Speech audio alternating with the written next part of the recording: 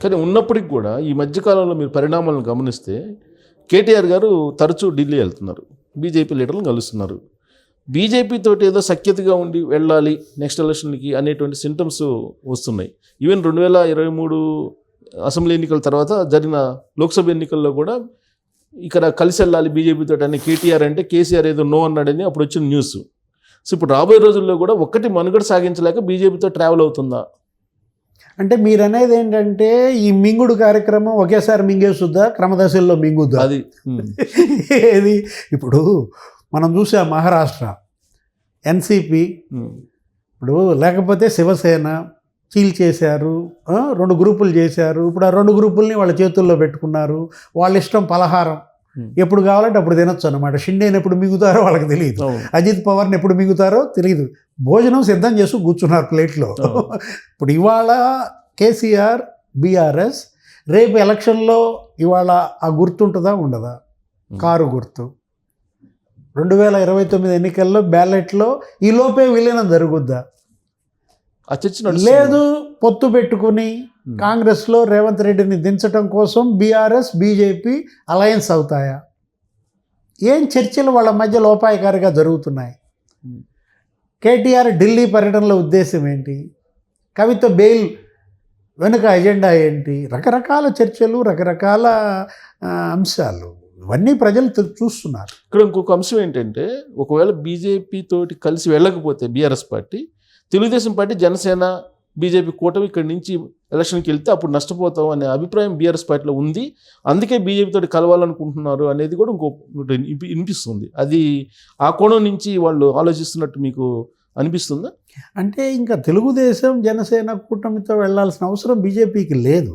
తెలంగాణ మామూలుగానే ఏంటంటే ఒకవేళ వెళ్ళినా ఆ 2 పార్టీల అస్తిత్వం ఏదో ఉందనుకుని దానికోసం చేసుకునే ప్రయత్నం తప్ప, మొన్న ఎన్నికల్లో కూడా మనం చూసాం పవన్ కళ్యాణ్ ఇక్కడ జనసేన తరపున ప్రచారం చేసినా కూడా బీజేపీ పార్లమెంట్ ఎన్నికల్లో మనం చూసాం ఏ విధంగా ఫ్లవరిష్ అయిందో.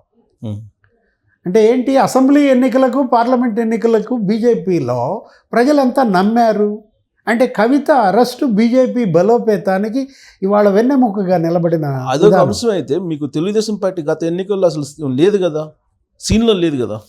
సీన్లో ఉంటే అసలు ఓట్ బ్యాంక్ ఎంత వచ్చిందో తెలిసిండేది. అంటే తెలుగుదేశం పార్టీ ఇవాళ గ్రామాన ఉంది. కొన్ని ప్యాకెట్స్లో ఇవాళ బలంగా ఉన్నటువంటి జీహెచ్ఎంసీ కావచ్చు, ఖమ్మం కావచ్చు, ఇప్పటికీ కూడా ఆ పార్టీ జెండా ఇవాళ నాయకుడి పట్ల ఇది మనం చూసాం. చంద్రబాబుని అరెస్ట్ చేసినప్పుడు కూడా ఎలా రెబల్ అయ్యారో. అసలు మొన్న బీఆర్ఎస్ ఓటమికి ప్రధాన కారణం వాళ్లే. ఏది, రేవంత్ రెడ్డి వెనుక ఇవాళ వాళ్ళు శైలైన నేపథ్యంలో ఏం జరిగింది అక్కడ? నోటి దూల. కేటీఆర్ అన్న మాటలు కానీ, కేసీఆర్ అన్న మాటలు కానీ, జగన్మోహన్ రెడ్డితో వాళ్ళ యొక్క డీల్ కానీ ఏం జరిగింది? మొత్తం తెలుగుదేశం పార్టీ చాప కింద నీరులాగా బీఆర్ఎస్ ఇవాళ ఈ పతనం వెనుక అదే కదా, సైలెంట్ కిల్లర్గా. ఇప్పుడు మరి సైలెంట్ కిల్లర్ డైరెక్ట్ కిల్లర్ అవుద్దా?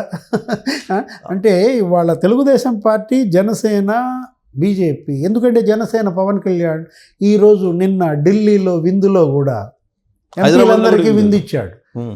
ఎంపీలందరికీ విందిచ్చినప్పుడు ఇక్కడ బీజేపీ ఎంపీలు వీళ్ళను కూడా పిలిచాడు, 8 మంది. అంటే అటు జనసేన, ఇటు తెలుగుదేశం, అదే కూటమి ఎన్డీఏ ఇవాళ మళ్ళా ఇక్కడ రాబోయే ఎన్నికలకు సమాయత్తం అవుతుందా? అదే కనుక జరిగినట్లయితే బీఆర్ఎస్ ఇక డోల్ డ్రమ్స్లో పడుతుంది. అందుకే కేటీఆర్ గారు ఢిల్లీ చుట్టూ తిరుగుతున్నారు అనేది కదా ఇప్పుడు పొలిటికల్ సర్కిల్స్లో వస్తున్న న్యూస్. ఏదైనా క్లారిటీ అనేది తొందరగా ఇచ్చుకుంటే పిక్చర్ బాగుంటుంది, సినిమా రక్తి కట్టు. మీరు ఎన్నికలకు ముందు ఈ జంపింగ్ జిల్లా ఎన్ని జరిగినా కూడా ఏమవుతుంది? విరక్తి పెట్టు, ఫ్లాప్ అవుతుంది. ఇవాళ బీఆర్ఎస్ని బీజేపీలో విలీనం చేసుకుంటారా, పొత్తు పెట్టుకుంటారా, ఆ స్పష్టత ప్రజలకు ముందే ఇచ్చేసి ఉంటే నడుస్తుంది బ్రహ్మాండంగా. అట్లా కాకుండా ఇది బీఆర్ఎస్ని దూరం పెట్టేసేసి ఇద్దరు మాకు సమదూరం, అటు కాంగ్రెస్ ఇటు బీఆర్ఎస్, బీజేపీ ప్రస్తుత గేమే కనుక కొనసాగించింది అనుకోండి, బీజేపీ డిఫెన్స్లో పడుతుంది. ప్రజల విమర్శలకు, ప్రత్యర్థుల విమర్శలకు బలంగా గురయ్యే అవకాశం ఉంది. రాబోయే 5 ఏళ్లలో ఢిల్లీలో ఉన్న మోడీ ప్రభుత్వం తెలంగాణకి ఏం చేసిందనే ప్రశ్న ఎదుర్కోవాలి. దానికి తగ్గట్టుగా ఈ 4 ఏళ్లలో నిధుల విడుదల జరపాలి, పెండింగ్ హామీలు నెరవేర్చాలి. కేంద్రం చేయాల్సింది కనుక, కేంద్రం తెలంగాణకు ఇవ్వాల్సింది కనుక ఇస్తేనే బీజేపీ ఇప్పుడున్న 8 ఎంపీ సీట్లని నిలబెట్టుకోగలదు. పెరగడం సంగతి దేవుడెరుగు. ముందు మీరు వాళ్ళ టార్గెట్ ఏంటంటే ప్రజలు ఇచ్చిన స్పేస్ని ముందు నిలబెట్టుకోవాలి. ఆ 8 ఎంపీ సీట్లు, ఆ 8 పార్లమెంటు పరిధుల్లో అసెంబ్లీ స్థానాల్లో బీజేపీ జెండా ఇవాళ ఎంత మేర రెపరెపలాడుతోంది. 6 నెలలు అవుతుంది కదా, పార్లమెంట్ ఎన్నికలు జరిగి 6 నెలలు అయినా కూడా గెలిచిన 8 పార్లమెంటు స్థానాల్లో బీజేపీ జెండా ఎక్కడ? సో యాక్టివ్గా లేరు. అందుకే బహుశా నరేంద్ర మోడీ గారు నిన్న క్లాస్ తీసుకున్నట్టున్నారు. అదేనా? ముందు ప్రజల్లోకి వెళ్ళండి, ప్రజల్లో ఉండండి అని చెప్పి ఆదేశాలు జారీ చేసినట్టున్నారు వాళ్ళకి. ఒక పక్క రేవంత్ రెడ్డి బోల్డ్ స్పేస్ ఇస్తున్నాడు. ఆ స్పేస్ అంతా బీఆర్ఎస్ ఆక్యుపై చేసుకుంటుంటే మీ స్పేస్ మీరు తీసుకోకపోవటం అది ఎవరి వైఫల్యం? బీజేపీ వైఫల్యంగా కనపడుతుంది. అనేక సందర్భాల్లో హైడ్రా ఇష్యూలో అదే జరిగింది, మూసీ ఆ పరిరక్షణలో అదే జరిగింది, అది ఆ ఫార్మా ఇది ఆ కొడంగల్ ఇష్యూలో అదే జరుగుతోంది. ఇప్పుడు ఫెయిల్యూర్స్ అనేది సహజం. 100% సక్సెస్ ఏ పార్టీ రాదు, ఏ ప్రభుత్వము చేయలేదు. వాళ్ళ వైఫల్యాలే వీళ్ళకి రాసబాటలు కావాలి.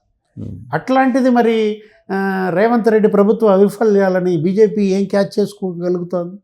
సో దాని కారణంగానే దీని గ్రాఫ్ పెరిగినట్టు కనిపిస్తుంది.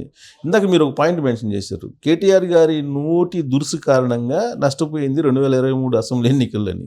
ఇప్పుడు తరచూ వాడుతున్న ఒక పదం ఉంది, చిట్టి నాయుడు అని చెప్పి అంటున్నారు రేవంత్ రెడ్డి గారిని. దాని ఎఫెక్ట్ ఎలా ఉంటుంది తెలంగాణ సమాజంలో? తెలుసుకోలేకపోతున్నారు. ఎందుకు మేము అధికారం కోల్పోయాం, ఎక్కడ తప్పటడుగు చేసాం అనేది ఇప్పటికి కూడా తెలుసుకోకుండా సేమ్ అదే దూల గనక కంటిన్యూ అయితే ఏది ఈ రేవంత్ రెడ్డిని విమర్శించడం, లేకపోతే ఈ భాష కూడా ఇదే తప్పుడు ఆరోపణలు, లేకపోతే అసభ్య వ్యాఖ్యలు, ఒకళ్ళనొకళ్ళు విమర్శించుకోవడం కాదు కదా కావాల్సింది.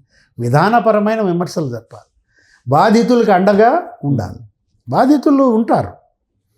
మనం ఇందాక అనుకున్నది అదే, ఏది అందరికీ సమరంజకంగా పాలన చేయలేరు కదా. ఇవాళ యువతలో మాత్రం ఇవాళ ఏంటి కొత్త ఉడుకుతుంది. నిరుద్యోగం అడ్రస్ చేయలేకపోతుంది రేవంత్ రెడ్డి ప్రభుత్వం. చేసినటువంటి ఆ నోటిఫికేషన్లు, పెట్టిన పరీక్షలు ఏదో కంటి తుడుపు చర్యలుగానే ఉన్నాయి తప్ప పూర్తిగా 100% యువతకి ఆయన ఇచ్చినటువంటి హామీలు, గతంలో యువత రేవంత్ రెడ్డిని భుజాన మోసింది. ఆ మోసినందుకు తగ్గ ప్రతిఫలం ఇవాళ యువత షేర్ వచ్చిందా, ఇచ్చారా? ఇది రేవంత్ రెడ్డి ప్రభుత్వం ఇవాళ జవాబుదారీ. ఏది అన్రెస్ట్, దాన్ని రేవంత్ రెడ్డి ప్రభుత్వం ఎంత మేరకు అడ్రస్ చేయగలిగింది, ఎన్ని ఉద్యోగాలు ఇవ్వగలిగింది, ఎంత యువతలో అసంతృప్తిని తగ్గించగలిగింది? మీకు అడపా ఇవి జరుగుతూనే ఉంటాయి. హాస్టళ్లలో ఫుడ్ పాయిజనింగ్ జరుగుతూనే ఉంటుంది, ఈ హాస్పిటల్స్లో చనిపోతూనే ఉంటారు. కానీ విధానపరమైన నిర్ణయాలు తీసుకోవడంలో కొంత దూకుడు తగ్గినట్టు అనిపిస్తుందా మీకు? దూకుడు తగ్గిందా, అధిష్టానం కళ్ళెం వేస్తోందా, లేదు వెనకున్నటువంటి విక్రమార్కులో చాడీలో ఫిర్యాదులో ఏం జరుగుతోంది కాంగ్రెస్ పార్టీలో అంతర్గతంగా? ఇంకొకటి కూడా వినిపిస్తుంది తరచు, రేవంత్ రెడ్డి ఇంకా ఎంతకాలం పదవిలో ఉండడు, మారిపోతాడు, అతను రెండో కిషనుడు వస్తాడు అనేది అవకాశం. కాంగ్రెస్ పార్టీ ఆ తప్పిదాలు చేస్తుందని మనం అనుకో. ఎందుకంటే గతంలో ఆంధ్రప్రదేశ్ ఉమ్మడి రాష్ట్రం, ఇవాళ కాంగ్రెస్ పార్టీ ఈ పరిస్థితికి అదే కారణం. ఏది అప్పుడు ఏ విధంగా అయితే 83 తెలుగుదేశం పార్టీ ఎన్టీఆర్ ప్రధాన ప్రచారాస్త్రం అదే. అంతకుముందు అదే చేశారు. ఏది చెన్నారెడ్డి, జనార్దన్ రెడ్డి, విజయభాస్కర్ రెడ్డి, భవన వెంకటరామరెడ్డి, అనేక ప్రయోగాలు. ఒక 5 ఏళ్లలో ఇందిరాగాంధీ చేసిన తప్పులు ఇవాళ రాహుల్ గాంధీ చేస్తాడని అనుకో. సో రేవంత్ రెడ్డి పదవికి అయితే ఇబ్బంది లేదంటారు? ఏ ఇబ్బంది ఉండదు. అది రేవంత్ రెడ్డే రాబోయే ఎన్నికలకు కూడా ముఖ్యమంత్రిగా ఈ పార్టీని నడిపే బాధ్యత తీసుకుంటాడు. ఎందుకంటే అతను తప్ప ఇవాళ అక్కడ మరి మాస్ లీడర్ లేరు, అతను తప్ప ఇవాళ అక్కడ మరి కనెక్టివిటీ ఉన్నవాడు లేడు. రాష్ట్ర వ్యాప్తంగా ఇవాళ రేవంత్ రెడ్డి విస్తృతమయ్యాడు. అందరితో సంబంధాలు పెట్టుకున్న నేపథ్యంలో అతని పాదయాత్రలో అతని దగ్గర ఓపిక ఉంది, వయసు ఉంది, వాక్చాతుర్యం ఉంది. ఇవాళ ఆ విధంగా రేవంత్ని కాదని మరి ముద్ర వేయగలిగినటువంటి నాయకుడిని తయారు చేసుకోగలదా కాంగ్రెస్? ఇప్పుడున్న నాయకులు అలా చేయగలరా అంటే వాళ్ళు వెనకుండి బలోపేతం చేయడానికి సరిపోతారు తప్ప వాళ్ళు ఇప్పుడు కేసీఆర్కి రేవంత్ రెడ్డి పోటీ అనేది బలంగా తీసుకెళ్ళగలిగాడు. ఇవాళ కేసీఆర్ని కాదని రేవంత్ రెడ్డి వైపు వెళ్ళిందంటే తెలంగాణ ప్రజానీకం యువత ర్యాలీ అయ్యారంటే కారణం ఏంటి? అతనికి ఉన్న ఆ సామర్థ్యం, అతనికి ఉన్న ఏది ఆ వయస్సు, ఆ సత్తా, వాక్చాతుర్యం అన్నీ కూడా అనమాట. సో ఇప్పుడు రేవంత్ రెడ్డి ఇంకోటి ఏంటంటే ఒక సెంటిమెంట్ చెప్తున్నాడు తరచూ ఈ మధ్యకాలంలో. 2014 నుంచి 2023 వరకు 10 సంవత్సరాల పాటు బీఆర్ఎస్ పార్టీకి అధికారం ఇచ్చారు, కాంగ్రెస్ పార్టీకి కూడా 10 సంవత్సరాలు ఇస్తారు, మరో 10 సంవత్సరాల పాటు మేమే ఉంటాం అనే ఒక సెంటిమెంట్ని తీసుకెళ్తున్నాడు. అంటే అడిగే అవకాశం అతనికి ఉంది. ప్రజలు తెలంగాణ రాష్ట్ర సమితికి ఇచ్చారు, 10 ఏళ్ళు ఇచ్చారు కాబట్టి మాకు కూడా 10 ఏళ్ళు ఇవ్వండి, 5 ఏళ్ళు ఇస్తే సరిపోదు. చంద్రబాబు కూడా అప్పుడు 9 ఏళ్ళు ఉన్నాడు, ఆయన 9 ఏళ్ళు ఉన్నాడు కాబట్టి గ్రేటర్ హైదరాబాద్, ఇప్పుడు ఇది జీహెచ్ఎంసీ హైదరాబాద్ ఈ విధంగా వచ్చింది, నాకు కూడా మరి సెకండ్ టర్మ్ ఇవ్వండి అని అడుగుతారు. కేసీఆర్కి సెకండ్ టర్మ్ ఇచ్చారు కదా, మరి మేమే కదా తెలంగాణ ఇచ్చింది, సోనియమ్మకు కూడా సెకండ్ టర్మ్ ఇవ్వమనేది రేవంత్ నినాదం. మీరు ముందే చెప్పేశారు. ఏది రేవంత్ ఇంకా అన్నాడో లేదో, ఇంకా ఎన్నికలు రాకముందే మనం ఎన్నికల నినాదాలు లేదు, ప్రతి వేదిక మీద చెప్తున్నాడు మళ్ళీ 10 సంవత్సరాలు మాదేను అని చెప్పి. ప్రతి వేదిక మీద 10 సంవత్సరాలు మాదే అనే ధీమా మీకు ఉండటం సహజం. 10 సంవత్సరాలు మీకు ఇవ్వాలి అన్న ఓపిక మాకు ఉండాలి కదా. ఎవరికి? ప్రజానీకానికి. మిమ్మల్ని భరించగలగాలి కదా. ఆ భరించేలా పరిపాలన మీరుంటే చేస్తారు. అంటే భ్రమలు తొలగనీయద్దు, మీ మీద ఉన్న భ్రమల్ని సజీవంగా ఉంచండి. ఇవాళ సజీవంగా తనపై ఉన్న భ్రమలను నిలబెట్టుకోగలడా అనేది రేవంత్ రెడ్డిపై ఉన్న బాధ్యత. దాని మీద ఆధారపడి ఉంది నెక్స్ట్ టెన్యూర్ ఉందా లేదనేది. కాకపోతే రేవంత్ రెడ్డికి అదృష్టం ఏంటంటే సన్ స్ట్రోక్ లేదు. రాజశేఖర రెడ్డి లాగా జగన్మోహన్ రెడ్డి ఉపద్రవం అతనికి లేదు. ఆయనకున్నది ఏదో కూతురు అనుకుంటా, ఆయన ఆ కూతురు ఏదో మనవడు, వ్యాపారాలు చేసుకుంటారు. అసలు వాళ్ళకి రాజకీయపరమైనటువంటి అంశాలేమీ లేకపోవటం అతనికి అదనపు బలం. మిగతా వాళ్ళు కూడా సంతోషించవచ్చు. ఏది పోటీ పడేవాళ్ళు కూడా, వారసుడు ఎవరు అతని నుంచి వచ్చి కుర్చీ లాక్కునే పరిస్థితి లేదు కాబట్టి మిగతా తరానికి ఇక్కడ ఒక రకమైనటువంటి భద్రత ఉంది.